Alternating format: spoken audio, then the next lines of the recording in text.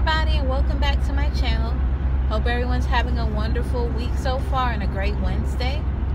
So I wanted to come on here today and talk about a subject that I'm really sensitive about, and that's really near and dear to my heart. And that's the topic about body image, especially pertaining to somebody's weight. So I'm going to talk about my experience with my self-consciousness about my own weight, as well as some discrepancies that I kind of noticed in the Jehovah's Witness religion. So if you're interested in hearing more about this, please stay tuned. So for as long as I can remember, I've always been really self-conscious about my weight and my body. I've always not always felt comfortable in my own skin.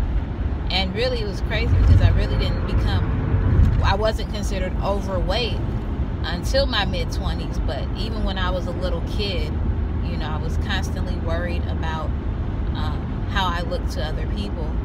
And I just remember, especially when I grew up, that's what I was constantly viewing in the media and everything. The people who were a little heavier set tended to be made fun of. They tended to be bullied.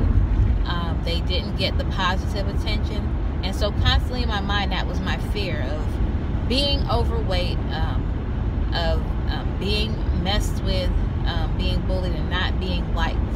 And so I constantly had those struggles. So I remember I struggled a lot when I hit puberty. And I hit puberty pretty early. I started developing at a very early age, I think I was under the age of 10. And so it was a constant struggle seeing the changes that were happening, because part of what happens is that you get taller and you also gain weight. So I was really self-conscious, I remember, and just very worried about being made fun of, being ridiculed for my size. And so this self-consciousness really continued even into my teens. I remember my mom growing up, she also had struggles with her weight, especially when she started having children.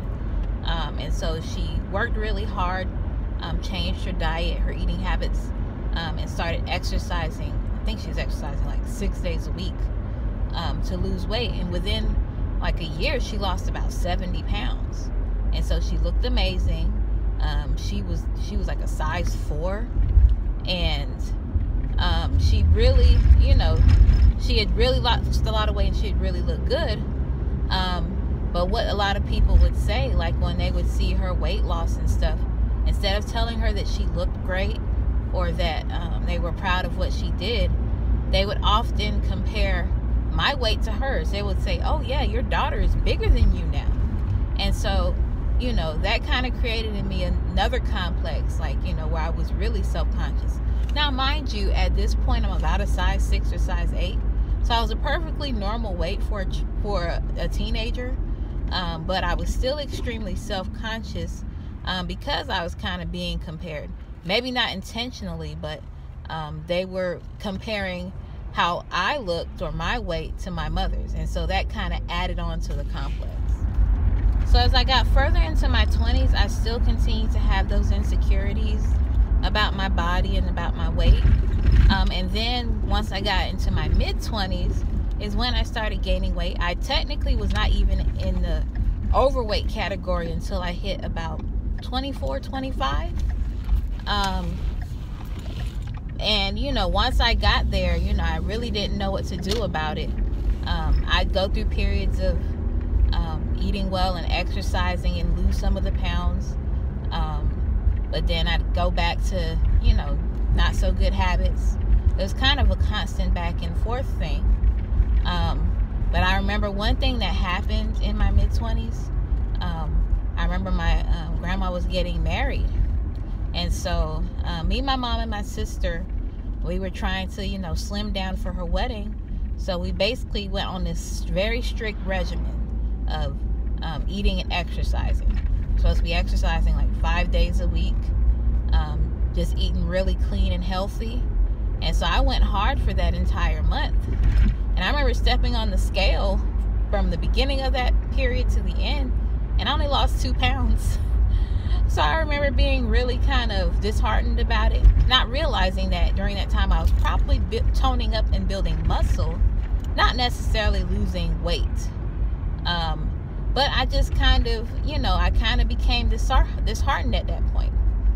And then one of the other things that kind of happened was, indirectly, I was low-key fat shamed once, like at the wedding. And I didn't find out about it until after the fact. But somebody, some brother who I didn't know, I had met him, but I didn't know him very well, said something about my weight to my sister and her friend. And so when I found out about that, my feelings were kind of hurt, but it didn't help to quell those insecurities I had about my body. Now, mind you, I was actually probably about a size 10 at that time, so I wasn't really even that big of a person. I was, a couple pounds overweight, but I was still a normal size 10.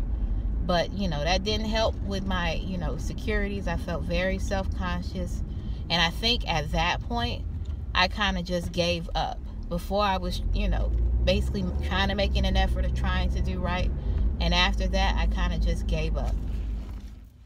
So when I kind of gave up is when I kind of stopped caring about what I ate or if I exercised, and I really started eating out more, probably taking in more calories, and so the pounds continued to go on. And so continued gaining weight, kept getting bigger and bigger. Then I started noticing I was going to the plus size section more, and I was kind of still in denial, like I don't know, I just kind of thought that this is something this is normal, it is what it is. So by the time I met my husband, I was technically in the obese range. And so, and I was not feeling good about myself, really depressed at the weight gain, but I didn't know what to do about it. I was too depressed with all that was going on to do something about it. But right before I ran away from home, as I mentioned in my saga story, right before I ran away from home, I decided to do something about it. And in this case, I turned my diet around. I started counting my calories a little more, watching what I ate, eating more healthy foods. So by the time I left home, I was really on it a little more. And within the 6 months after I left my parents' home and basically faded from the Jehovah's Witness religion, I actually lost almost 30 pounds. So, I was pretty proud of myself. I was happy for losing the weight and everything. And so, that was a really good accomplishment that I had. And I kind of took pride in that. So I did well for a few months, and then I celebrated my first Christmas with my husband's family. And so I kind of fell off the bandwagon, so to speak, and ate some good food and just kind of stopped my regimen of what I was doing. And so I gained a few of the pounds back, maybe 5 or 10.